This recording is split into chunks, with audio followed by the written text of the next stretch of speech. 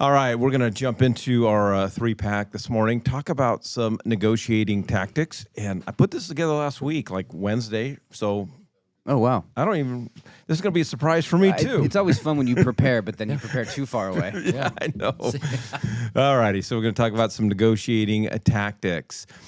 All right, so this really just comes down to, focusing more on buyers right now. And I think, the opening conversation is really walking your buyers through the conversation of what is the most important to you. What are your goals what are your specific goals, Mr. and Mrs. Buyer? Is price the most important part? Is your monthly payment the most important part? Is it are there timing issues? Is it schools? Do you need some sort of contingency? Because I'm telling you, it saves a lot of time when you have a deeper conversation with a buyer about really, what are your goals, but then what are your top goals? What are we really trying to, achieve here? And so when I'm sitting down, especially with a new buyer going through the buyer consultation process, that's really one of the very first things that we really dive into and get into because of its pricing. Okay, then we're going to be looking at homes that are been on the market a lot longer. Because chances are you're going to have a better opportunity to get a better price. If pricing is the key thing, we're probably not going to go after homes that just hit the market yesterday because those sellers aren't feeling the pressure quite yet. Yeah, we've been actually saying this over the last many months now, ever since we started talking about how we're contractually obligated to the buyer now versus, which includes fiduciary services, but now it adds this new layer of 6 years of responsibilities, statute of limitations on the services that we provided and the terms and conditions of the contract. And so we've been talking about sitting a buyer down.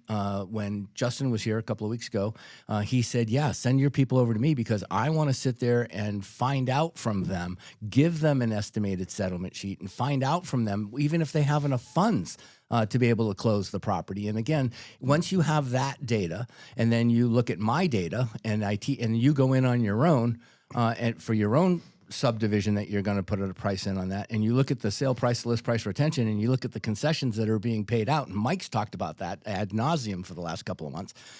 That is the only thing I think, Mike, that can really position a buyer appropriately. So if you're not having these conversations up front, you're missing out. And as an example, talk about the timing. I spoke with a client of mine, had lunch with them the other day, and so we were talking about timing for him. And he goes, probably, sometime middle of next year. I gotta save up more money. We gotta sell because we've got we've got his house as a rental right now, and then he's renting because he wants to be in a very specific area. And so I'm just, pushing him, and it turns out he's like, yeah, he goes, it's just going to take me a while. I need to sell that house because I got to put 20% down.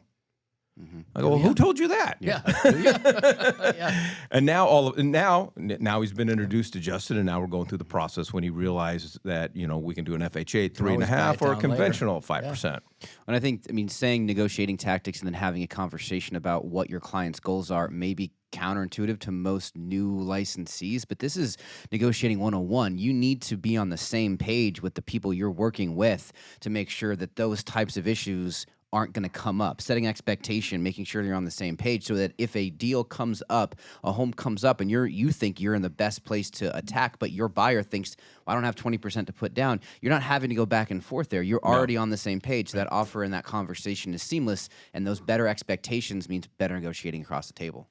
All right, number two, obviously, just you've got to be in the habit of using market data. You've got to have access to the data. You've got to pay attention to the data because this is, people just have some, I'm not going to call them weird beliefs, but they have these preconceptions of what's going on in the market.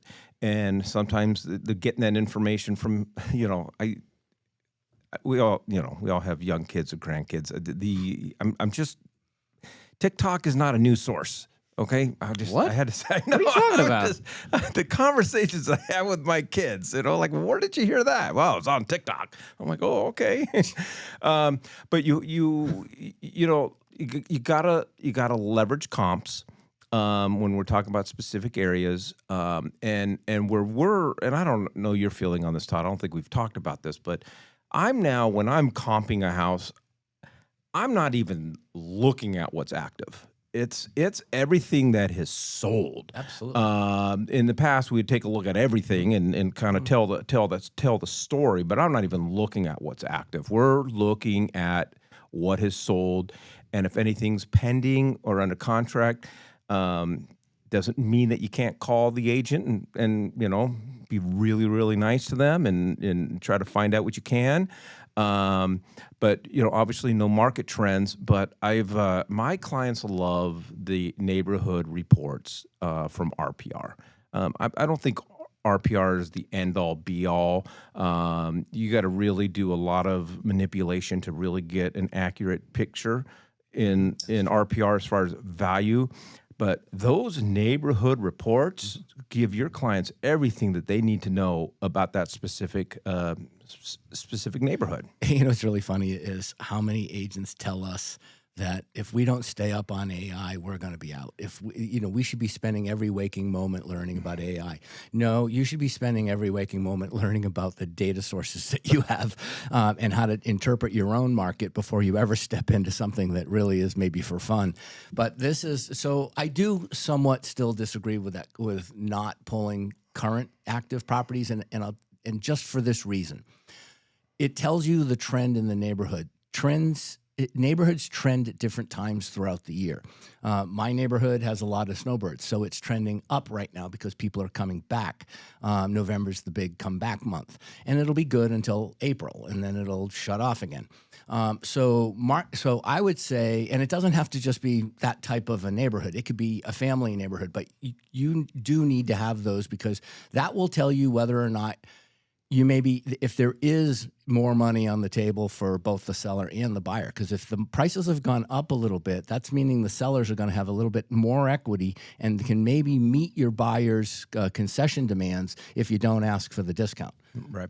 Oh, and the other source I didn't mention, and I mean, when I'm more focused on when we're going to take a look at a neighborhood, we're going to take a look at an area or take a look at a zip code, going to armless.com, not Flex, but going to armless.com. Because for me, that's probably some of the greatest data that's available to us. Yeah, most people don't know that. Zillow has really, really good data. I know nobody wants to hear it, but go to Zillow reports. Redfin has some good, everybody's got some good reports. And what you need to do is read as many of them as you can and then extrapolate for yourself what you think they're all trying to mean.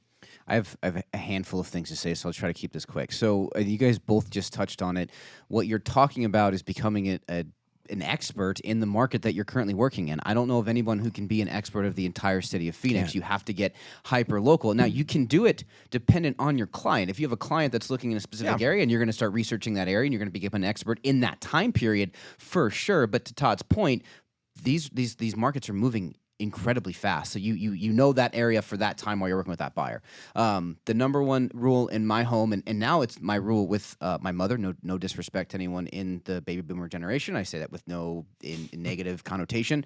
What you read online, the number one rule in my house, what you read online is fake until you prove otherwise. So before you start quoting any article or you put that in your brain to use it for knowledge, make sure you're clarifying what the source is. And then the one thing that you had said, Todd, I don't disagree. We're using AI for I didn't way mean too to say much. not, but, no, I get it. But I mean, Zillow's just done a huge integration with ChatGPT. We're seeing these companies take all of their data and they're dumping it into these systems that are learning. So when you are comping an area, you're getting a step up if you leverage AI in the correct way. You have to dump in the right data and then you get the right response back. If you're just saying comp this area, you're not going to set yourself up to win. Yeah, so what you're saying, Nick, and this is a good point. My comment said one or the other. from Nick's comment, and we do this here. I am so into AI, it's ridiculous, and Nick knows that. But we'll take data that we get, and then we'll put it into ChatGPT, and we'll ask it, how do I present this to my client who's looking for this price home, this number of bedrooms, this, and then let it come back, and you can continue to go after it. But here's the other thing: ask it to challenge itself. Yeah. Ask it to say, if there was going to be an objection to this information by this particular consumer, what are some of the aspects that they might have as a reply?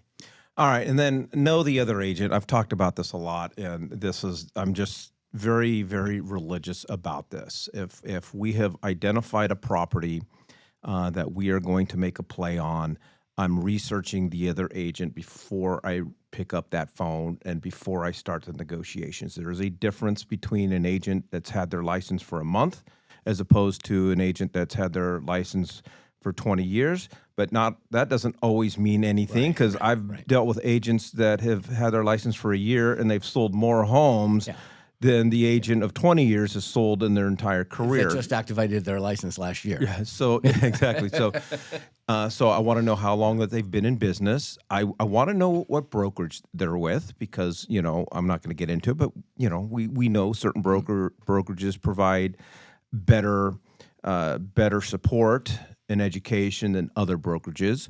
I want to know if they're on a team, because there's a lot of really good teams, a lot of bad teams. Who's behind them? Who are they leveraging on? Because at the end of the day, if I'm working with a brand new agent that does not have experience, I'm going to be able to take advantage of the situation. And for me, that's my job, working with a buyer, as long as it's in an ethical way.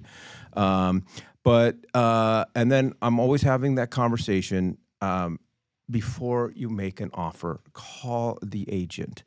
And I know, because people go, we're still getting it where agents are just submitting offers without even giving a heads up, and then they get frustrated when they don't hear back from that other agent. And and I'm getting them on the phone. And typically it's an easy, because if they don't pick up their phone, it's just a text. Hey, this is Mike with West USA. I got a client interested in 123 East Main Street. We have a couple qualifying questions before submitting an offer, and that typically works every time for me. And it should, and the agent should call you back. And we do have a specific not a requirement, but a good salesmanship, which would be, before you start writing an offer, pick up the phone and contact the listing agent. Make sure it's still available. The listing agent has 3 business days to modify it from active to pending if they've already accepted an offer on it. And so the property could still, through the weekend, show active, but they have until Wednesday night to make it go pending. So obviously pick up the phone and have those. And has anything changed? But Mike, let's look at it from a different perspective, because you've been nailing this one for the last 4 weeks too. Telling people that they really should have a conversation with that other agent on the other side. Go into ChatGPT and ask it, I'm interested in buying a home or selling a home in this particular community, the actual subdivision name. Who are the best agents in this community? And it'll come back and tell you the ones that have sold the most in that community. And if that agent that you're working with on the other side of the transaction happens to be one of those people, then they know that market pretty good. So you better refine your game before you go in. Yeah, I mean, I think the negotiating conversation that we have, my favorite part of it is always just being the most prepared person in the room. Being the most prepared means you're most likely going to win the negotiation no matter what. It goes back to Mike's point earlier. If you're a newer agent, don't have the experience or the wisdom, the person who does have those things generally win. I think that's a better way of saying take advantage of. And then, as I have always say when we talk about this, Never Split the Difference is probably my favorite book about negotiating. Negotiating is not a talent, it's a skill. Everyone can learn how to negotiate well. You just have to practice, you have to learn, you have to educate yourself. So if you're looking for a book, if you're looking a way to up your negotiating skills, go look at Never Split the Difference. It's one of my favorite books on negotiating. All right. All right, there we go, everybody. Good stuff. Appreciate it.